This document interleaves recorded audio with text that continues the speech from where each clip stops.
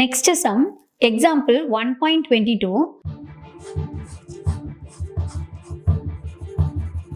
இதில் f dot f of k value கொடுத்துருக்காங்க. Value is 5. f of kக்கு ஒரு ஈக்குவேஷன் கொடுத்துட்டாங்க. f of k is equal to 2k minus 1. இதில் k யோட வேல்யூவை நம்ம ஃபைண்ட் அவுட் பண்ணணும். So first f dot f of k கண்டுபிடிச்சிக்கலாம். f dot f of k அப்படின்னா f of kன்னு எடுத்துக்கிறோம். ஸோ இங்கே f அப்படி இருக்கணும். f of kனா இந்த given ஈக்குவேஷன் எடுத்து எழுதணும். f of k பதிலாக 2k minus 1. ஸோ இதோட மீனிங் f of x, அதாவது f of k. f of kல kக்கு பதிலாக அகைன் இந்த வேல்யூவை சப்ஸ்டியூட் பண்ணணும்.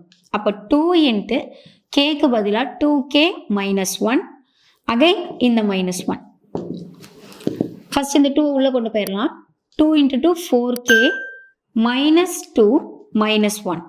4k minus 2 minus 1 minus 3 add பண்ணிக்கலாம். ஸோ இது f dot f of k ஓட வேல்யூ. ஸோ அவங்களே கொடுத்துட்டாங்க f dot f of k is equal to 5. அப்போ நம்ம கண்டுபிடிச்ச இந்த ஈக்குவேஷன் is equal to 5. அப்போது 5 equal to 4k minus 3. So இது கிவன்லேருந்து எடுத்து எழுதியிருக்கேன். f dot f of k equal to 5. So 5 எனக்கு கேக்கு தான் வேல்யூ வேணும். ஸோ 4k வச்சுட்டு மைனஸ் 3 இந்த பக்கம் வந்தால் 5 + 3. 5 + 3 is 8. 4k எனக்கு கேவோட வேல்யூ தான் வேணும். ஸோ 4 இந்த பக்கம் வந்தால் டிவைடில் வந்துடும்.